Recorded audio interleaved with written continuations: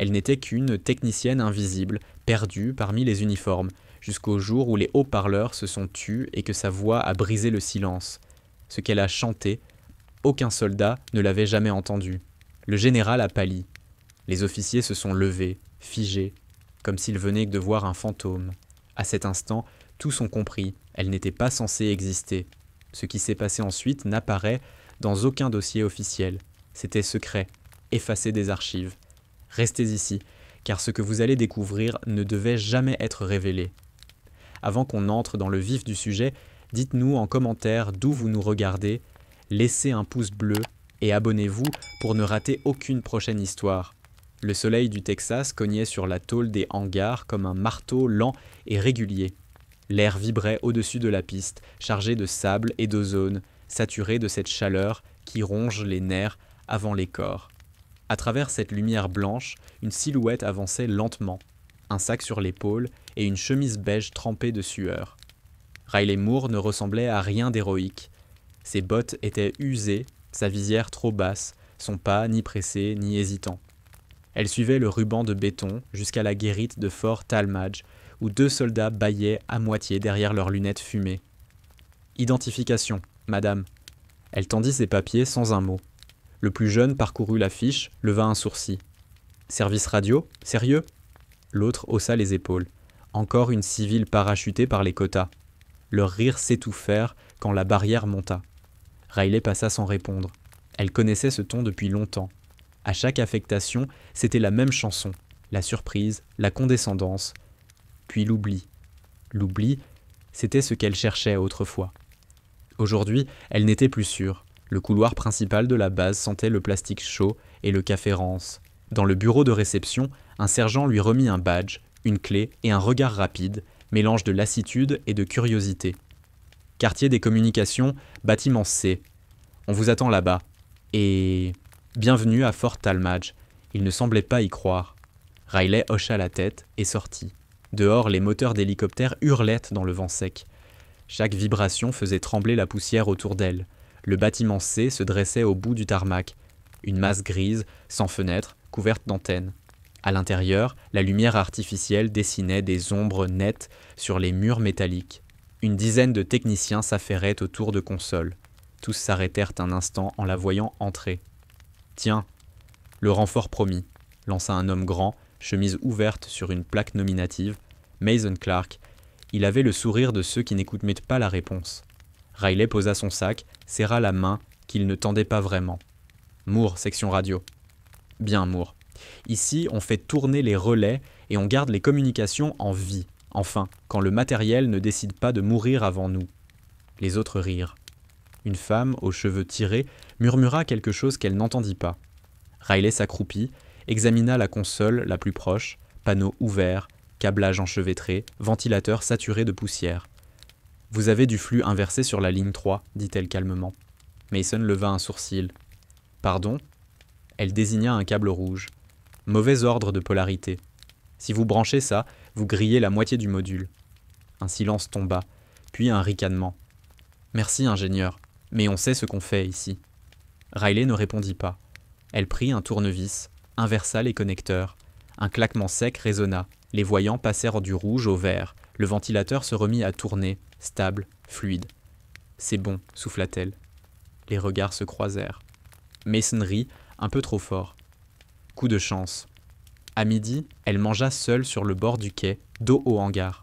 Le vent soulevait des tourbillons de sable contre les caisses métalliques. Les rires des autres s'éloignaient, couverts par le vrombissement d'un drone en test. Riley observait sans vraiment voir.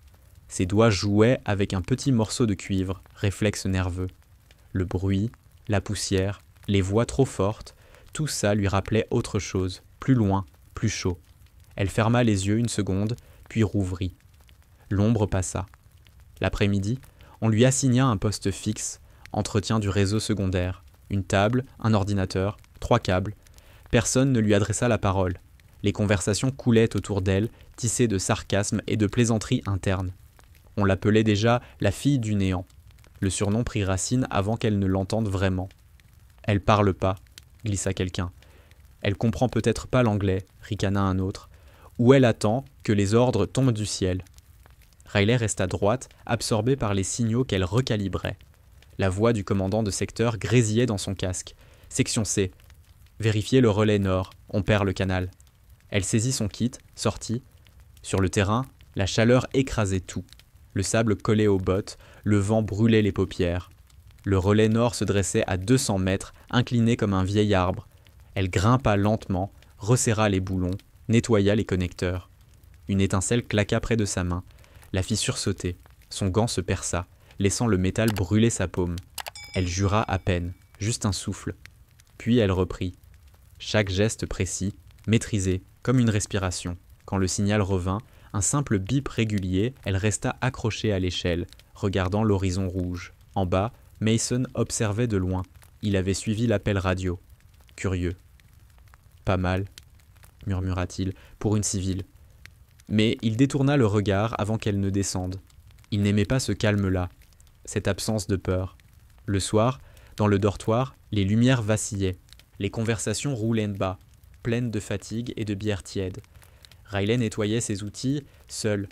Sur la table, ses doigts portaient encore la trace du brûlure, une ligne fine, nette, presque rituelle. Elle la toucha du bout du pouce, sans expression. Puis elle rangea tout méthodiquement, clés, pinces, chiffons, tout avait sa place, même le silence. Quand les voix s'éteignirent, elle resta un moment immobile. Dans le miroir fendu du mur, son reflet la regardait, visage couvert de poussière, yeux d'un gris trop calme. Elle se demanda combien de temps il faudrait avant qu'il la renvoie, avant qu'elle disparaisse encore une fois dans la masse. Peut-être qu'ils avaient raison, peut-être qu'elle n'était rien. Mais au fond d'elle, quelque chose battait, lent, régulier, un rythme ancien, familier comme une mélodie oubliée. Elle posa une main sur sa poitrine. Le son du vent se mêlait à celui, presque imperceptible, d'un chant qu'elle n'avait pas encore laissé sortir. Les jours suivants s'étirèrent comme des cordes trop tendues. Dans le hangar des communications, les ventilateurs ronflaient sans fin, brassant une chaleur épaisse qui collait la sueur à la peau. Riley arrivait la première, partait la dernière. Son poste restait impeccable, outils rangés, câbles triés, carnets numérotés. Ce perfectionnisme irritait Mason Clark plus que toutes les erreurs possibles. À ses yeux, cette précision muette ressemblait à une provocation. « T'as entendu ?» chuchota-t-il à Ethan Miles, un technicien à la moustache trop fine. « Elle note tout ce qu'on fait. Elle écrit pour les supérieurs, je te jure. »« Ou alors elle est juste bizarre, » répondit Miles. « Une civile qui joue aux soldats. » Ils rirent doucement, sûrs qu'elle n'écoutait pas. Riley ne leva pas la tête.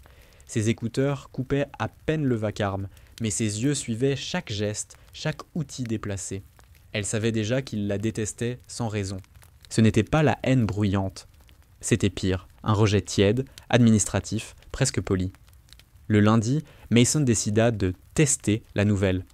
Il lui apporta un boîtier défectueux, un vieux transmetteur d'avant-guerre qu'aucun technicien ne voulait réparer. « Montre-nous ce que t'as dans le ventre, Moore. Si t'y arrives, je te paie un café. » Riley hocha simplement la tête.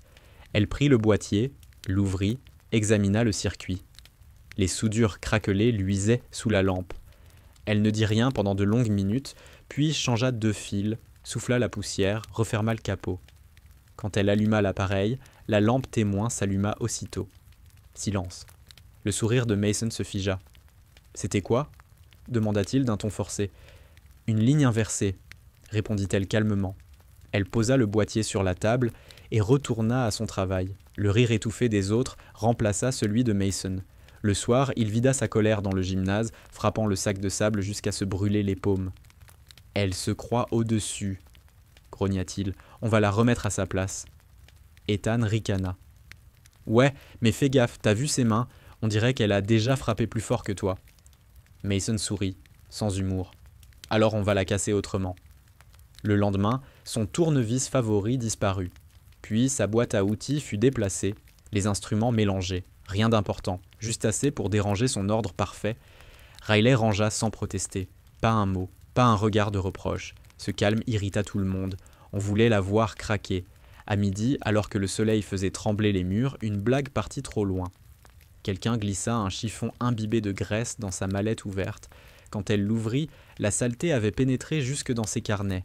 Elle s'arrêta net, observa la tache noire sur les pages couvertes de chiffres. puis referma doucement le tout. Mason attendait une réaction. Rien.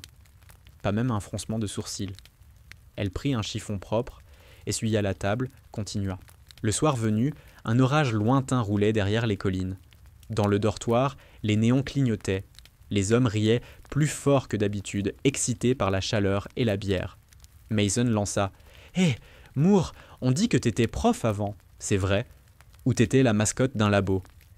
Quelques rires. Riley referma lentement le livre qu'elle lisait, leva la tête. Son regard gris se posa sur lui sans colère. « Je réparais des choses, maintenant aussi. » La simplicité de la phrase coupa net le rire. Mason détourna le regard, mal à l'aise sans comprendre pourquoi. La nuit, le tonnerre éclata sur la base. Riley ne dormait pas. Elle nettoyait encore ses outils, un à un. Chaque son métallique résonnait dans le dortoir désert. Dans le miroir, son visage paraissait presque étranger. Traits tirés, cernes claires, regard fixe. Elle pensa aux mots qu'ils utilisaient, « nothingness ». Il sonnait comme une étiquette pratique pour ceux qui n'écoutaient jamais le silence. Au matin, la tension monta d'un cran. Le capitaine Wilson, chef du service, annonça un exercice de réseau en conditions réelles. Objectif, maintenir la communication entre les postes malgré des coupures simulées. Mason reçut le commandement de l'équipe principale. Riley fut assignée à la maintenance, simple rôle de soutien. Elle acquiesça sans discuter. À 14 heures, l'exercice commença. Les alarmes retentirent, les écrans s'emplirent de lignes de code.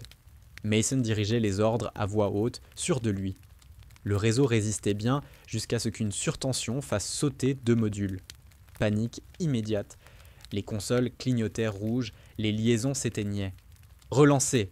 cria Mason. « Le flux est mort !» hurla Miles. Riley s'approcha calmement, passa derrière eux. « C'est un court-circuit sur la ligne 7. Occupe-toi de ton poste, Moore. » Elle se pencha déjà sous le panneau, tira un câble, relia un fil avec un clip isolant. Une décharge claqua, la fit trembler, mais le signal revint aussitôt. Les écrans se rallumèrent, l'équipe resta figée. Mason, blême, marmonna, chance encore. Riley retira sa main noircie, remit le couvercle. Non, calcul. Après l'exercice, le capitaine félicita l'équipe.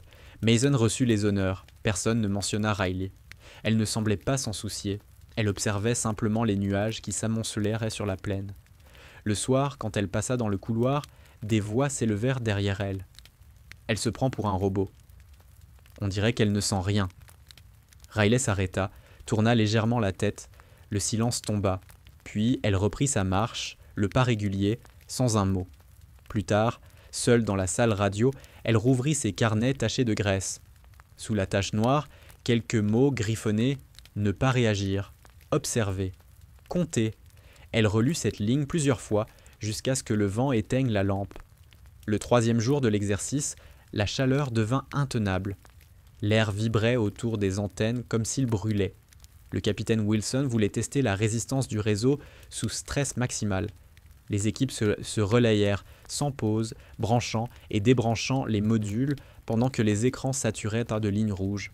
Riley, affecté au relais extérieur, travaillait seul dans le champ de poussière, casque sur les oreilles, outils fixés à la ceinture. Ses gestes étaient précis, mécaniques. Chaque rotation de clé produisait un cliquetis sec, presque musical. La base bruissait de voix excitées. À l'intérieur du hangar, Mason dirigeait les transmissions. Il transpirait, nerveux. Une erreur de calcul faisait monter la tension sur le canal principal. Riley intercepta le message avant lui. Surcharge imminente, ligne 8 instable. Elle vérifia ses câbles, sentit le courant vibrer contre sa paume. La voix du commandant grésilla dans son casque. « Station extérieure, répondez. Ici Moore. Le flux monte à 450 volts. Je coupe. Négatif. Maintenez la ligne. C'est un test. » Riley hésita, puis ferma le circuit de dérivation manuellement. Une étincelle bleue éclata, claqua comme un coup de feu. Elle sentit l'électricité traverser sa main, la brûler à travers le gant. Une odeur de caoutchouc fondu monta. Elle se mordit la lèvre, ne cria pas. Puis le signal se stabilisa. Au centre de commande, Mason regardait les voyants repasser au vert. « Bon sang, qui a fait ça ?»« Moore », répondit quelqu'un. Mason fronça les sourcils. « Elle a pas suivi l'ordre ?»« Non, mais ça a marché. » Un silence lourd tomba. Quand elle revint au hangar, la peau de sa main droite portait une marque sombre, fine comme une cicatrice ancienne. Elle la cacha sous sa manche. Le capitaine la félicita brièvement, sans oser la regarder. Mason, lui, se contenta d'un rictus. « Tu crois que t'es une héroïne maintenant ?» Riley rangea ses outils. « Non. J'ai juste empêché ton erreur de faire sauter le poste principal. Fais attention à ton ton, Moore. » Elle leva les yeux vers lui, sans colère. « J'en ai pas. » Dans l'après-midi, une panne réelle survint. Pas un exercice. Le ciel s'assombrit d'un coup, le vent se leva, soulevant des tourbillons de sable. Un grondement lointain, puis le réseau s'effondra. Les écrans virèrent au noir. Dans le vacarme, on entendit le capitaine crier « Non, section C, perte totale du signal !» Mason jurait, frappant la console. Riley s'approcha, examina le panneau. L'alimentation secondaire est noyée. Et alors, on redirige à la main. Tu veux faire sauter le générateur ? Elle haussa les épaules. C'est ça ou perdre le contact. Sans attendre, elle attrapa le câble d'alimentation, grimpa sur la structure, ses bottes glissant sur le métal humide. Dehors, la pluie commençait à tomber en nappes fines. Chaque goutte faisait grésiller l'air. Mason cria quelque chose qu'elle n'entendit pas. Le vent lui hurlait dans les oreilles. Elle atteignit la plateforme, coupa l'ancien branchement, tira une ligne neuve depuis le régulateur manuel. Le courant pulsa de nouveau, puissant, brutal. Le choc la fit chanceler, mais elle tint bon. Une lumière verte jaillit à travers la pluie. Le signal revint. Dans le hangar, les cris de soulagement éclatèrent. Le réseau fonctionnait. Le capitaine Wilson se tourna vers Mason. « Qui a réparé ?»« Moore. » Le capitaine hocha la tête. « Dites-lui qu'elle a sauvé la journée. » Mais Mason resta muet. Il la regardait, dehors, trempée jusqu'aux os, silhouette mince contre le ciel gris. Elle descendit lentement, l'eau dégoulinant de ses manches, la bouche serrée. Quand elle passa devant lui, il murmura « Tu joues à quoi, au juste ?»« À survivre. » La nuit tomba sur la base. Les lampes des couloirs diffusaient une lumière jaune et vacillante. Riley s'assit seul dans la salle radio. Le bruit du générateur couvrait tout. Ses doigts tremblaient encore de la décharge, mais elle continuait d'écrire dans son carnet. Les pages se remplissaient de chiffres, de schémas, de notes courtes. Phase 3, surcharge volontaire, 23 secondes de délai. Elle ne souriait pas. Chaque ligne semblait répondre à une logique qu'elle seule comprenait. Vers minuit, Mason entra, sans frapper. « Pourquoi tu fais tout ça ?» demanda-t-il. « Parce qu'il faut que ça tienne. »« Tu parles du réseau ou de toi ?» Elle le regarda longuement, puis referma son carnet. « Des deux. » Il resta planté là un moment, cherchant une pique. Rien ne vint. Il tourna les talons et sortit. Quand le silence revint, Riley posa sa main blessée sur le panneau central. Le métal vibrait encore, chaud sous sa paume. Elle ferma les yeux. Un souvenir fugitif la traversa. Un autre hangar, d'autres voix, une explosion, la même chaleur sur la peau. Puis, tout disparut. Le lendemain, les journaux internes félicitèrent la section C pour sa réactivité exemplaire. Le nom de Riley n'y figurait pas. Mason reçut une mention officielle. Riley lut le rapport sans expression, le plia, le jeta à la poubelle. Le soir, elle retourna seule au relais nord. Le vent avait séché la terre. Le pylône se dressait, immobile. Elle posa la main sur le métal froid et murmura presque sans voix « Ce n'était pas un test ». Puis elle reprit sa marche vers la base, les bottes soulevant un nuage de poussière fine derrière elle. La semaine suivante, Fort Talmadge retrouva un calme fragile. Les tempêtes Steam s'étaient mis à éloigner, mais l'air restait chargé, comme si quelque chose flottait encore dans le silence des hangars. Riley travaillait plus que jamais, ses gestes précis et rapides, sans bavure. Les autres l'évitèrent désormais. On ne se moquait plus ouvertement d'elle, on murmurait seulement quand elle passait. Les histoires commençaient à circuler. Certains disaient qu'elle avait été formée par l'armée de l'air, d'autres qu'elle avait servi à l'étranger avant d'être rayée des registres. Personne n'avait de preuves, mais plus personne ne doutait qu'elle n'était pas une simple technicienne civile. Le capitaine Wilson, homme sec et méthodique, avait remarqué ces rumeurs. Un matin, il convoqua Mason Clark dans son bureau. « D'après vous, qui est cette Moore ?» demanda-t-il, sans lever les yeux de son dossier. « Une emmerdeuse, répondit Mason trop vite. Pas ma question. J'ai demandé à qui ?» Mason haussa les épaules. « Je sais pas, capitaine. Elle travaille bien, c'est sûr, mais elle a pas de dossier clair. » Wilson ferma lentement le classeur. « Justement, J'ai vérifié son affectation. Son dossier commence il y a 1 an, rien avant. Pas d'école, pas d'adresse, même pas de numéro médical. Une erreur du système? Le système ne fait pas ce genre d'erreur. Mason sentit un frisson lui remonter la nuque. Vous pensez que c'est une espionne? Le capitaine soupira. Je pense qu'on m'a envoyé quelqu'un que je n'ai pas le droit de connaître. Et ça, Clark, ça m'inquiète plus que tout. Pendant ce temps, Riley réparait un transformateur extérieur. Elle sentait les regards à travers les vitres du poste de contrôle, comme si la base entière retenait son souffle autour d'elle. Ses doigts bougeaient vite, mais son esprit vagabondait ailleurs. Depuis quelques nuits, elle rêvait du même endroit, un couloir blanc, sans fenêtre, un bruit de sirène lointain et la sensation d'être observée. Chaque fois, elle se réveillait le cœur battant, persuadée que ce n'était pas un rêve. Le soir, en rangeant ses outils, elle trouva une enveloppe pliée dans son casier. Aucune adresse, aucun nom. À l'intérieur, une photo jaunie, 9 soldats posant devant un drapeau sans emblème. Les visages dont avaient été effacés à la lame. Au dos, une inscription gravée au stylo. Echo Division. Elle resta figée. Les lettres semblaient vraiment brûler à travers le papier.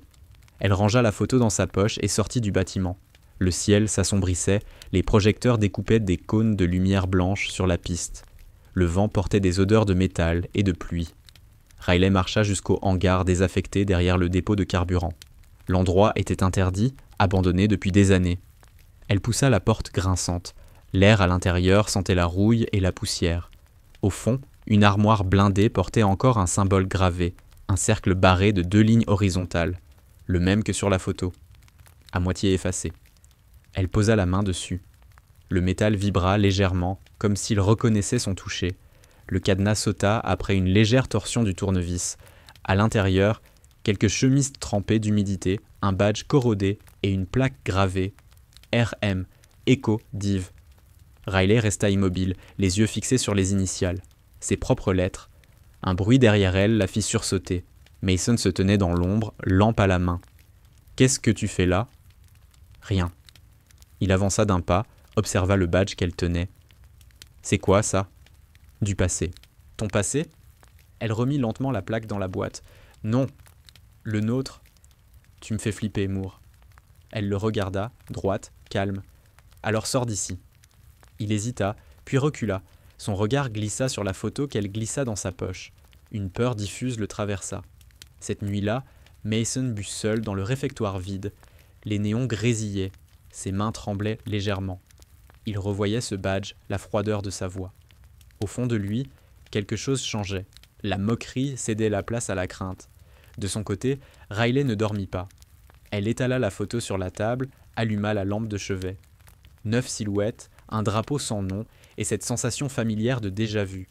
Elle prit son carnet, nota « Rien Echo Division », localisation inconnue, effacée des archives. Puis, en bas de la page, retrouver Whittaker. Le nom lui était venu comme un réflexe. Elle ne savait pas pourquoi, mais il sonnait juste. Le lendemain, elle chercha discrètement dans la base de données interne. Général Whittaker. Une seule mention, ancien commandant décoré, aujourd'hui directeur des opérations spéciales. Affectation, Washington. Dossier classé. Quand elle ferma l'écran, un message apparut brièvement avant de disparaître. Accès non autorisé. Signalement automatique envoyé. Riley se figea. Les néons du couloir bourdonnaient derrière la porte.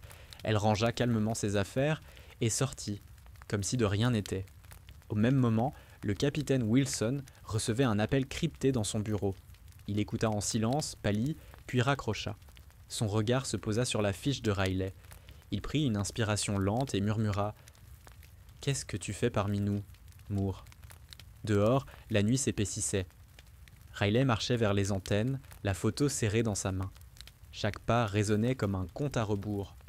Elle ne savait pas encore pourquoi, mais elle sentait que le néant avait commencé à se fissurer.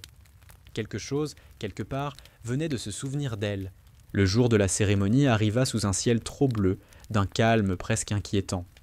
Toute la base avait été nettoyée, repeinte, alignée. Les drapeaux claquaient faiblement dans le vent tiède. C'était la visite du général Whittaker. Légende vivante, ancien héros décoré. Pour l'occasion, Fort Talmadge se parait de sa discipline la plus rigide. Les uniformes repassés brillaient sous le soleil. Les rangs s'étiraient droits comme des murs. Riley, affecté au contrôle sonore, se tenait derrière la scène, casque sur les oreilles, vérifiant les micros. Autour d'elle, les voix bourdonnaient. Mason courait d'un point à l'autre, distribuant les ordres avec un sérieux nouveau. Le capitaine Wilson, lui, avait la mâchoire serrée depuis l'aube. Personne n'osait parler de l'incident du dossier effacé, mais chacun le sentait. Quelque chose couvait sous la surface. Le général arriva à 10 heures précises. Grand, sec, cheveux blancs coupés au millimètre. Son regard d'acier balaya la foule sans s'attarder. Il monta sur l'estrade, serra quelques mains, puis se plaça derrière le pupitre. « Soldats de Fort Talmadge, dit-il d'une voix grave, vous représentez la rigueur, la continuité, la mémoire. » Chaque mot tombait comme une pierre dans un lac immobile. Riley écoutait distraitement. Ses doigts ajustèrent les fréquences. Soudain, un grésillement monta. Les haut-parleurs crachèrent un sifflement aigu. Puis plus rien. Silence total. Le système venait de s'éteindre. Le capitaine paniqua aussitôt. « Moore, rétablissez-moi ça !» Riley vérifia la console. Un court-circuit. La ligne principale avait sauté. Les soldats murmuraient, le général fronçait les sourcils. « Coupez tout !» ordonna Wilson. Mais Riley resta immobile. Une autre fréquence, fine, ancienne, vibrait faiblement dans ses écouteurs. Une séquence rythmique, presque musicale. Elle connaissait cette modulation. Ses lèvres bougèrent avant même qu'elle ne réfléchisse. Elle chanta. D'abord à voix basse, comme un souffle. 3 notes, simples, lentes, puis d'autres, plus hautes, plus assurées. Une mélodie sans parole, mais chargée d'un poids ancien. L'air sembla se figer. Les soldats, surpris, se tournèrent. La voix de Riley, pure, nue, résonnait à travers le hangar muet. Chaque syllabe semblait venir de plus loin qu'elle-même. Le général Whittaker leva brusquement la tête. Ses yeux fixèrent la source du son. Son visage se décomposa. La couleur quitta ses joues. Il resta figé, la bouche entr'ouverte. « Stoppez ça, maintenant !» cria Wilson, mais Riley ne s'arrêta pas. Elle ferma les yeux, poursuivit le chant jusqu'à la dernière note, qui s'éteignit dans un silence total. Puis, plus rien. On n'entendait que le vent sur les drapeaux. Whittaker s'avança lentement. « Qui vous a appris cet hymne ?» demanda-t-il d'une voix rauque. Riley ouvrit les yeux. « Personne. Je m'en souvenais. » Un murmure parcourut la foule. « Ce chant, reprit le général, n'a pas été joué depuis 20 ans. » Ses doigts tremblaient légèrement.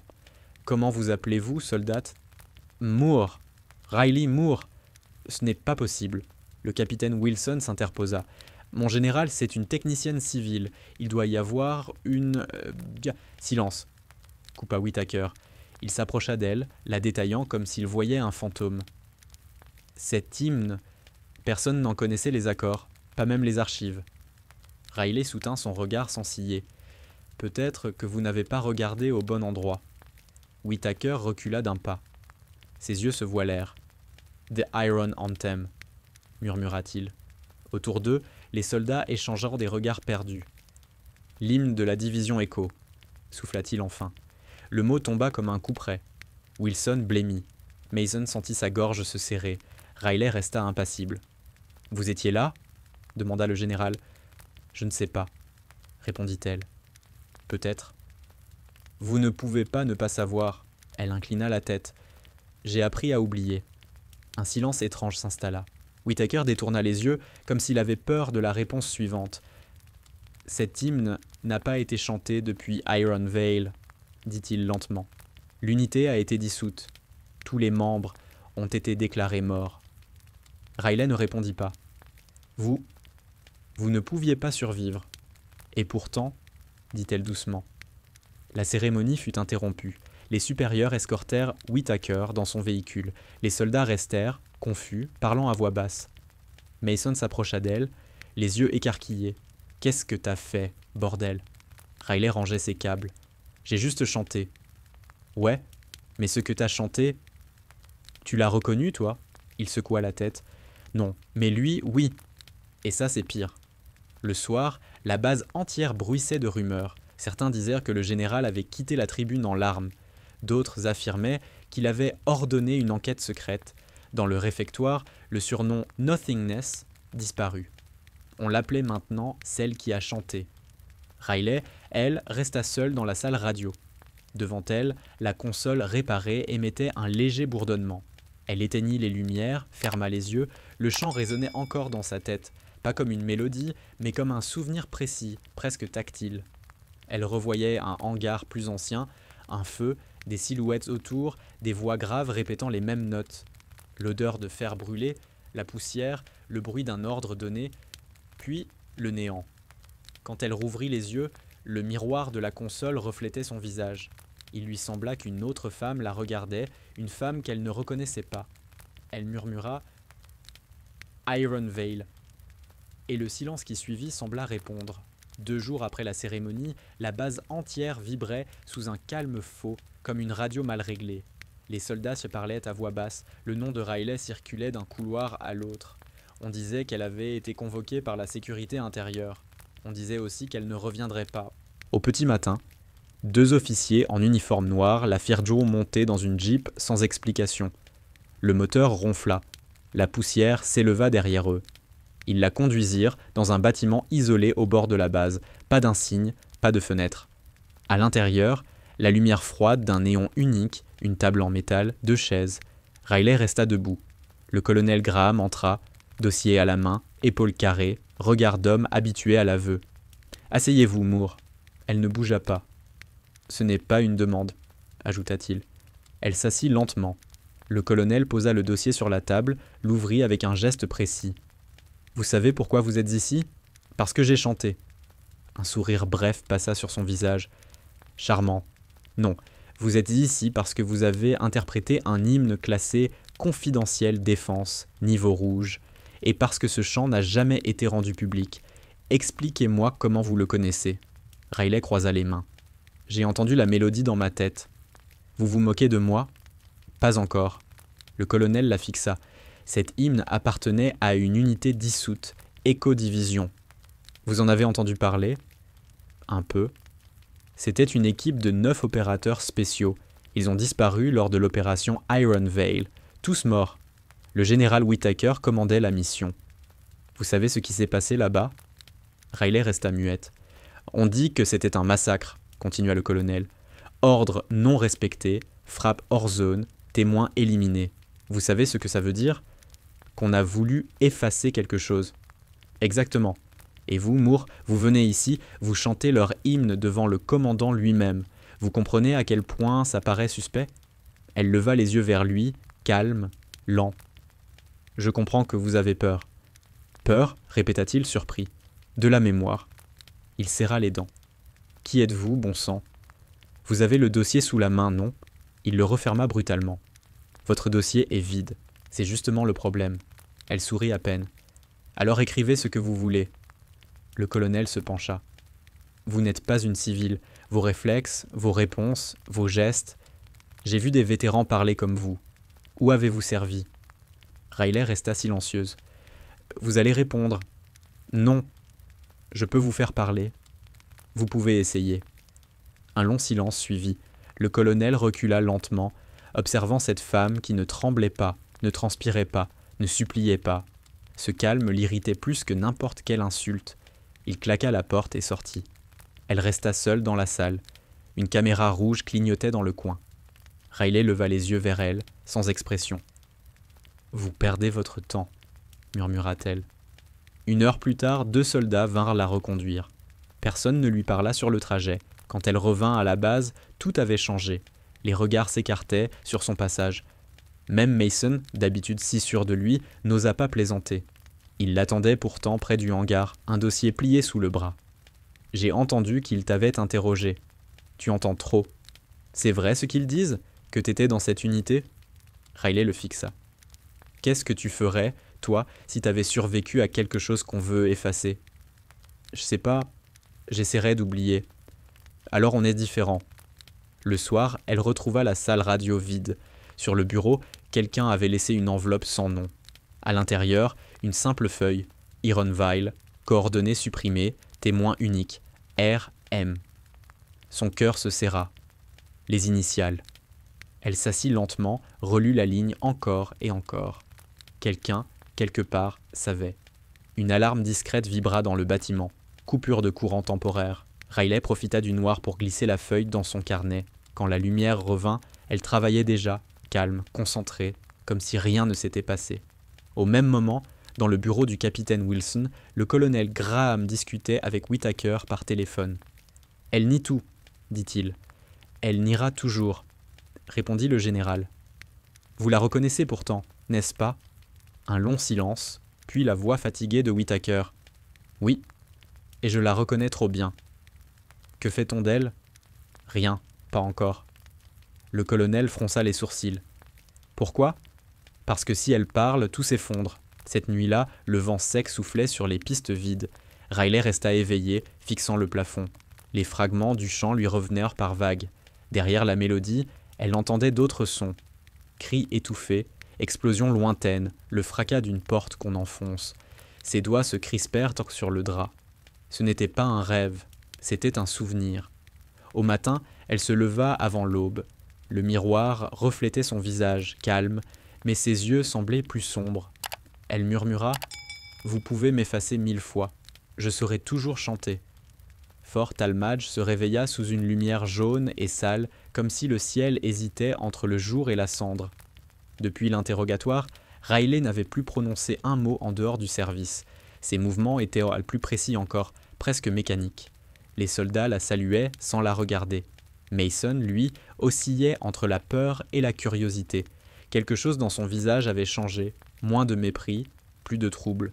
Le capitaine Wilson convoqua son équipe dans le hangar principal.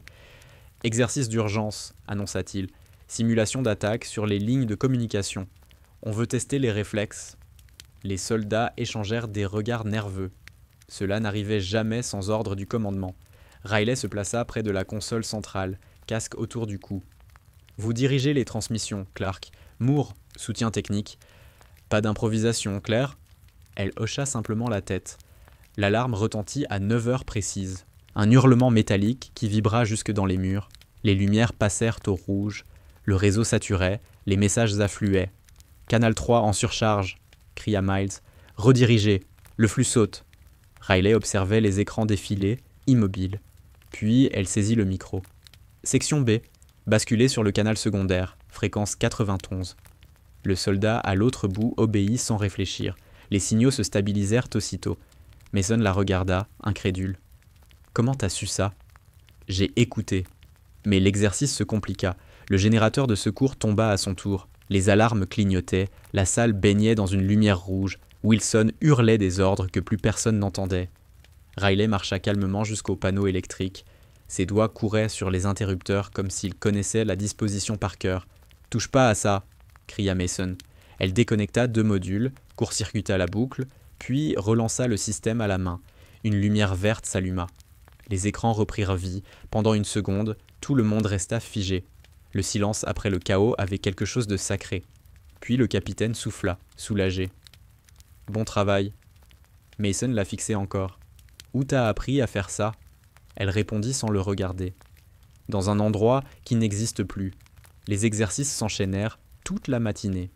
À chaque panne simulée, Riley rétablissait les lignes avant même que les ordres n'arrivent.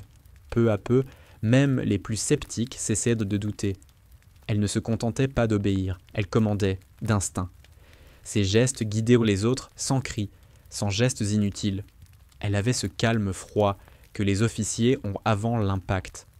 À midi, la base entière bruissait. Les rumeurs prenaient forme. Certains disaient qu'elle avait été capitaine, d'autres qu'elle était l'unique survivante d'une mission interdite. Le nom « Echo Division » revenait à voix basse, comme une prière qu'on n'ose pas finir. Dans le réfectoire, Mason s'assit en face d'elle. « Je te dois des excuses. » Riley leva les yeux, surprise. « Pourquoi faire ?»« Pour tout. » Elle resta silencieuse. « Tu veux pas dire quelque chose ?»« Non. » « Les excuses, ça change pas les faits. » Il soupira. « Alors dis-moi au moins une chose. Pourquoi t'es revenu ?» Elle posa calmement sa fourchette. « Parce que personne d'autre ne le ferait. L'après-midi, le ciel vira à l'orange. Une tempête approchait. Les vents soulevaient la poussière en spirale. Wilson ordonna un confinement temporaire. Les soldats couraient entre les bâtiments, sanglèrent les antennes. Riley resta dehors plus longtemps que les autres, observant la ligne d'horizon. La lumière du crépuscule dessinait sur son visage des ombres étranges, presque anciennes. Quand la tempête éclata, la base plongea dans le noir. Plus d'électricité, plus de liaison. Les sirènes hurlaient dans le vent. « Générateur principal hors ligne !» cria Mason. Wilson jurait. « Il faut relancer le réseau manuel. » Personne ne bougeait. Riley attrapa une lampe, traversa la pluie de sable jusqu'au poste de commande. Ses bottes glissaient, le vent la poussait presque à genoux. Arrivée au panneau, elle ouvrit le boîtier à main nue. Les fils claquaient sous la tension. Elle connecta les câbles à la terre, puis frappa le disjoncteur d'un coup sec. Une étincelle bleue illumina la nuit. Le générateur rugit. La lumière revint. Les soldats vont sortir, hagards, couverts de poussière. Mason accourut. « T'es folle, tu pouvais y rester. » Riley respirait fort, les cheveux collés au front. La base devait tenir. Wilson la rejoignit, haletant. Il posa une main sur son épaule. « Moore, vous venez de sauver tout Fort Tallmadge. » Elle ne répondit pas. Ses yeux fixèrent la tempête qui s'éloignait, lentement. Plus tard, quand tout se calma, la base semblait différente. Le silence n'était plus celui de la méfiance, mais du respect. Même les plus cyniques s'inclinaient devant son efficacité. Pourtant, Riley restait distante, presque absente. Elle savait que ce calme ne durerait pas. Cette nuit-là, elle retourna à la salle radio. Les ventilateurs ronronnaient doucement. Elle ouvrit son carnet, écrivit « Il teste les réflexes, pas la vérité ». Puis, plus bas, « Whittaker sait, il attend ». Une ombre glissa dans l'encadrement de la porte. C'était Mason. « Tu dors jamais, hein ?»« Le sommeil, c'est pour ceux qui oublient. » Il hésita. Qu'est-ce qui s'est vraiment passé à Iron Vale ? Riley leva les yeux vers lui. Dans sa voix, il n'y avait plus de défi, juste une peur sincère. Un ordre, une erreur. Et le silence après. « Et toi ? J'ai survécu. Pourquoi toi ?» Elle referma doucement le carnet. « Parce que j'ai chanté plus fort que les bombes. » Mason ne répondit rien. Il resta quelques secondes, puis s'éloigna. Riley le regarda partir. Le bruit de ses pas résonna longtemps dans le couloir, comme un écho. Le lendemain, Fort Tallmadge se réveilla dans un calme trompeur.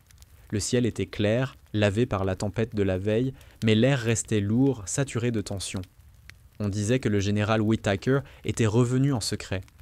Les officiers chuchotaient dans les couloirs, les télégrammes circulaient, sans en-tête, les réunions se faisaient porte close. Riley, elle, travaillait comme si de rien n'était. Chaque geste précis, chaque vis tournée avec la froideur d'une horloge. Elle savait qu'il viendrait. À 16 heures, un ordre tomba. Riley Moore, bureau du commandement, immédiatement. Elle posa calmement ses outils, essuya ses mains et traversa la cour. Le soleil frappait fort, mais elle ne sentit pas la chaleur. Dans le hall, 2 soldats l'attendaient. Sans un mot, ils la conduisirent jusqu'à une pièce haute, silencieuse. Au centre, une grande table, une seule chaise. De l'autre côté, le général Whittaker. Il semblait plus vieux que lors de la cérémonie. Ses yeux étaient rouges, sa peau tirée. Il la fixa longuement avant de parler. Fermez la porte. Les soldats obéirent et sortirent. Le silence tomba. Dense. « Asseyez-vous, dit-il. » Elle resta debout. « Comme vous voulez. » Il prit une profonde inspiration. « Je n'aurais jamais cru revoir un membre d'Echo Division. » Riley ne répondit pas. « Vous vous souvenez de moi ? » ?»« Oui. »« Alors vous savez ce que je vais vous demander. »« Pourquoi ?» Whittaker hocha lentement la tête. « Pourquoi vous êtes encore en vie ? Pourquoi vous êtes revenu ? Pourquoi maintenant ?» Riley soutint son regard. « Parce que vous avez menti. » Le général serra les poings. « Ce que vous appelez mensonge, moi j'appelle ça survie politique. Iron Vale n'a jamais existé. » « Et les 9 morts ? Ils ont obéi à un ordre illégal. S'ils avaient dit parler, tout l'état-major tombait. Alors vous avez préféré les enterrer vivants. C'était la guerre. Vous ne savez pas ce que c'est, Moore. » Elle s'approcha lentement de la table. « Je sais très bien. J'étais là. » Whittaker pâlit. « Vous n'auriez jamais dû survivre. La frappe a tout effacé. » « Pas tout. » Elle sortit la photo pliée de sa poche et la posa devant lui. « Echo Division. Vous, moi et les autres. Vous vous souvenez ? » Ses mains tremblaient légèrement quand il toucha la photo. « Où avez-vous trouvé ça ? Là où vous pensiez que personne ne fouillerait. » Un silence. Puis il parla d'une voix basse, presque lasse. « Ce jour-là, on nous a ordonné de raser un village. Renseignement erroné, disait-on. Mais c'était faux. Il y avait des civils, des enfants. Vous avez refusé d'exécuter l'ordre. Vous avez pris le micro et chanté l'hymne du bataillon, un signal de mutinerie. J'ai dû... Il s'interrompit. Riley compléta. Vous avez donné l'ordre de tirer. J'ai obéi à la chaîne de commandement. Non, vous avez choisi. Whittaker ferma les yeux. Sa voix trembla. Je pensais que vous étiez morte. J'ai fait détruire les dossiers. J'ai même signé votre certificat de décès. Je l'ai lu. Très poétique. Morte au combat. Service honorable. Vous avez oublié la mention effacée pour convenance du commandement. Assez. Son cri rebondit contre les murs. Le silence retomba aussitôt. Il reprit, plus calme. Pourquoi revenir? Vous pouviez disparaître pour de bon. Parce que le silence tue plus lentement que les balles. Et maintenant? Vous voulez quoi? La vengeance? Riley secoua la tête. Non. La vérité. Whittaker se leva, contourna la table, son ombre glissa sur le sol.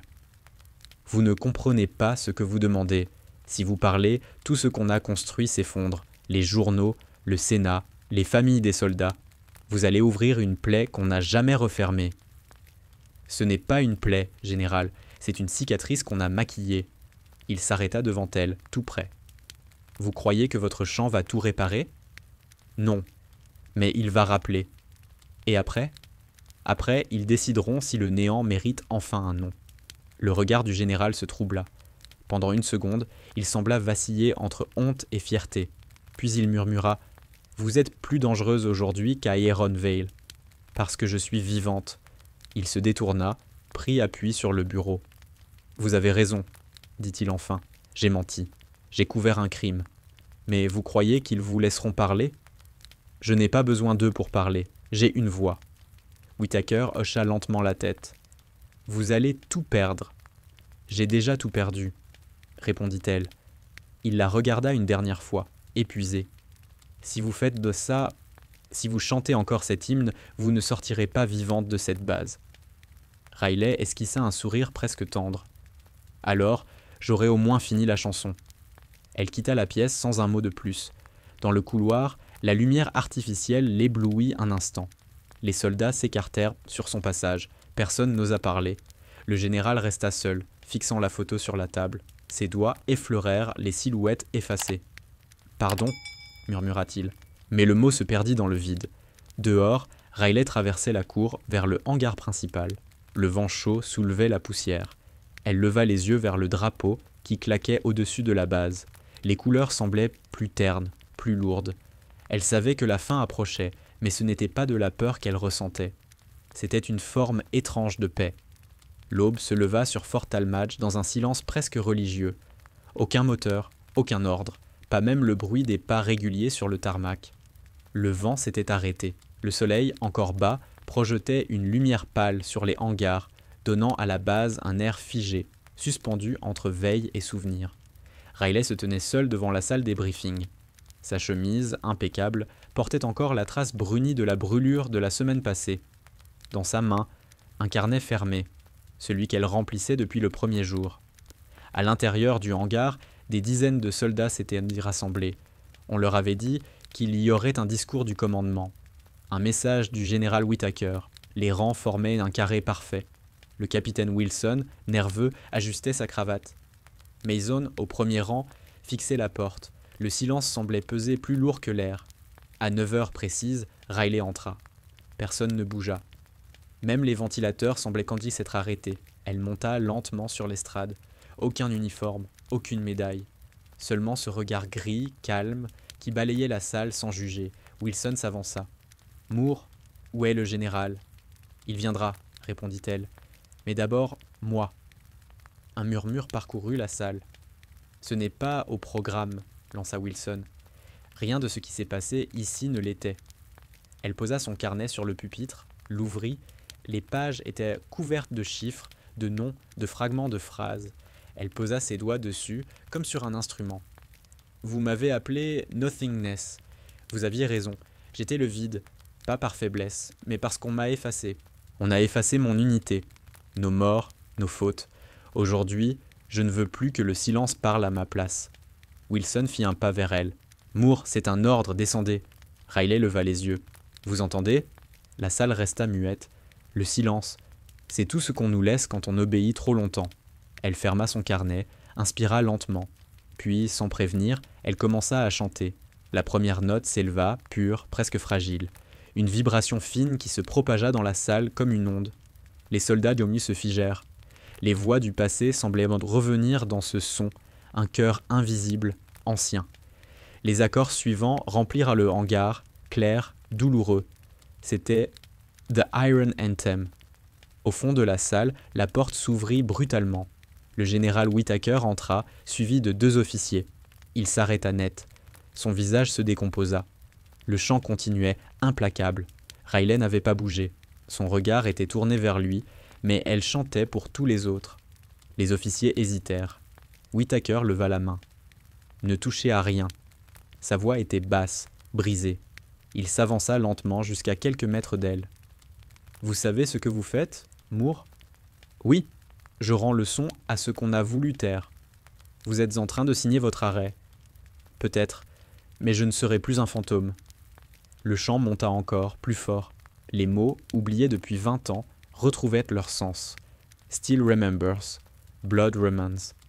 Une prière, une promesse, une accusation. Les soldats ne comprenaient pas tout, mais aucun ne détournait le regard. Quelque chose les tenait, les clouait. Quand la dernière note mourut, le silence revint, immense, presque vivant. On entendait seulement le battement des drapeaux dehors. Riley resta immobile, les lèvres entr'ouvertes, le regard fixe. Whittaker approcha, le visage tremblant. « Vous venez de briser une loi militaire. »« Non, dit-elle doucement. J'ai brisé une omerta. » Il la fixa encore. Puis, lentement, il porta la main à sa tempe. Le salut fut net, irrévocable. « Soldat Moore, murmura-t-il, vous avez mon respect. » Derrière lui, Wilson hésita, puis l'imita. Mason aussi. Bientôt, tout le hangar se dressa dans le même geste. Des dizaines de mains levées, alignées vers celles qu'ils avaient traitées de néant. Riley ne bougea pas. Ses yeux brillaient, mais aucune larme ne coula. Elle ferma doucement le carnet, le glissa dans sa poche. « Vous n'avez pas besoin de croire à mon histoire, dit-elle. Il suffit d'arrêter d'en effacer les autres. » Whittaker hocha la tête, incapable de parler. Autour d'eux, le silence se transforma lentement en souffle collectif, ni applaudissements, ni cris. Un respect brut, inconfortable. Le général baissa les yeux. « J'aurais dû chanter avec vous, » murmura-t-il. Riley répondit à peine. « Il n'est jamais trop tard. » Elle descendit de l'estrade. Les soldats s'écartèrent, laissant son passage ouvert jusqu'à la porte. Dehors, le vent s'était levé. Le drapeau claquait haut, illuminé par le soleil montant. Elle s'arrêta une seconde, leva le visage vers le ciel, respira profondément. Dans la salle, personne ne parlait. Le général resta seul sur l'estrade, les épaules lourdes. Il regardait la porte ouverte, cette silhouette qui s'éloignait lentement sur la piste. Une ombre sur la lumière. Riley marcha sans se retourner. Chaque pas soulevait un peu de poussière, comme une traînée d'or sur le béton. Le vent emporta les dernières notes de l'hymne au loin. Elle n'avait pas besoin d'applaudissements, ni de pardon. Seulement de ce silence nouveau, plein, entier, celui qu'on appelle enfin la paix.